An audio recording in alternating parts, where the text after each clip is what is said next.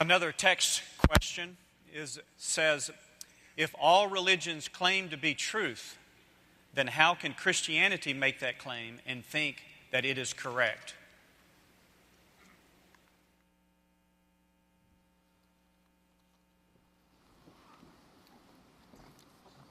Appreciate that question, and it's a question that has the assumption that is very correct. Oftentimes the Christian takes the hit that he or she who is a follower of Jesus Christ is the only one who lays claim to exclusivity. That is not true. Gautama Buddha was born a Hindu, and he renounced two of the fundamental doctrines of Hinduism, the authority of the Vedas and the caste system. He could not accept those two, went on his own journey in search of enlightenment, and came, of course, with the Four Noble Truths and the Eightfold Path and the ultimate extinguishing of desire in his nirvanic pursuit. So he turned his belief away from the religion of his birth in order to find a different answer. Islam is also exclusivistic in its claim, in all of its precepts and its 5 pillars and so on. What about these contradistinctions? The first thing we need to know is there are distinctions, there are fundamental differences. At best, there are superficial similarities. I often hear the question posed wrongly. They'll say, aren't all religions fundamentally the same and superficially different? No, they are fundamentally different, and at best they are superficially similar. What are the fundamental claims, for example? In Buddhism, the goal is to extinguish hunger, extinguish desire. I remember talking to the first woman monk who was from Thailand to be ordained into the Buddhist priesthood. But Thai Buddhists do not ordain women, so she went to Sri Lanka to be ordained, and she has a PhD in philosophy from McMaster University in Hamilton, Ontario, and Waterloo, I guess, Ontario, McMaster University there. Got her PhD in philosophy, and she gave me the first interview. We chatted for well over an hour, one-on-one, and I sort of angled into some questions because I didn't want to be too discourteous. And one of the things I said to her is, I hear you're married. And she said, yes. I said, you have children? She said, yes. I said, but you're living in a temple by yourself? She said, yes. I said, do you not see your children? She started crying. She said, I have a car. I said, you have a car? She said, yeah. I said, okay. So she drove herself because she can't allow a man to drive her, she said, so she has to drive herself. And she says, every evening at the end of the day, I try and meet up with one of my children. She said, this is the hardest part of my life. I said, so you are on the journey to extinguishing the desire to be with your children. Is that right? Is that a fair assessment? She kept quiet. And then I said this. I said, the Dalai Lama has as his primary pursuit now the freedom of Tibet. She said, that's right. I said, why does he desire that? She looked at me and she said, we try not to get into these philosophical questions. Let's just say that he chooses to. You take a look at other world religions and see where these 4 questions are dealt with: origin, meaning, morality, and destiny. These 4 questions have to be answered in 2 ways. Follow me, please. Every particular answer has to correspond to truth, either through empirical form of measurement or through the logical reasoning process.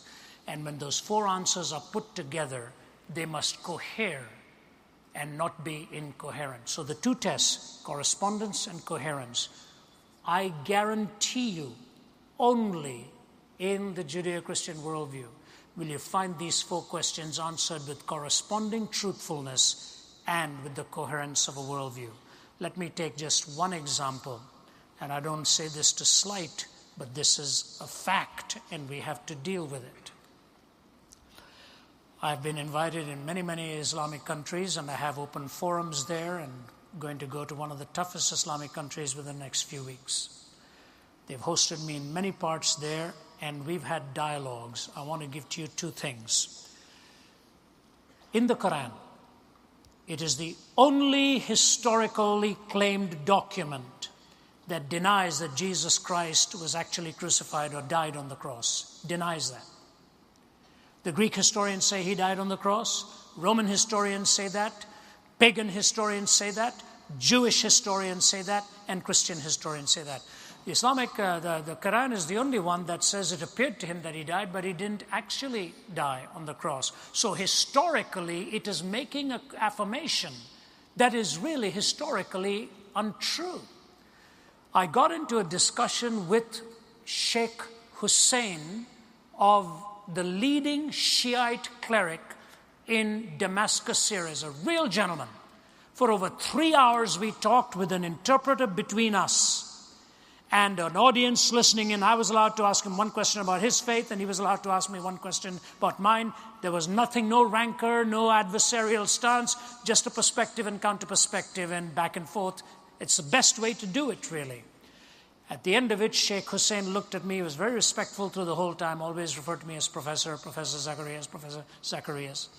And then at the end, he looked at me, leaned over, and he said, "You know, Professor, I think the time has come for us in the Islamic world to stop asking if Jesus Christ died and to start asking why."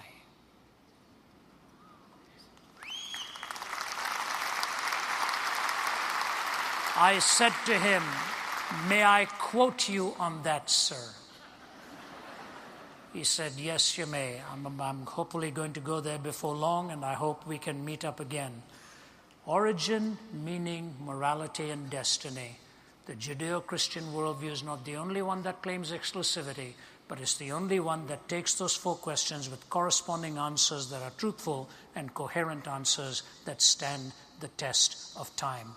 And the ultimate answer of the resurrection from the dead that gives you hope and meaning. I see we have one more question left, and that's the sign here. I'll be happy to take that. I just want to add something to that very, very quickly, because the question comes also in this fashion. Have you studied all the religions in the world in order for you to know that your religion is right? Could it not be possible that you have missed something? Now, that sounds like a very daunting question, but it's really not that difficult to deal with, because all the worldviews in existence, all the worldviews that exist can actually be grouped at the very basic level. You could spend an eternity maybe studying just one of these religions.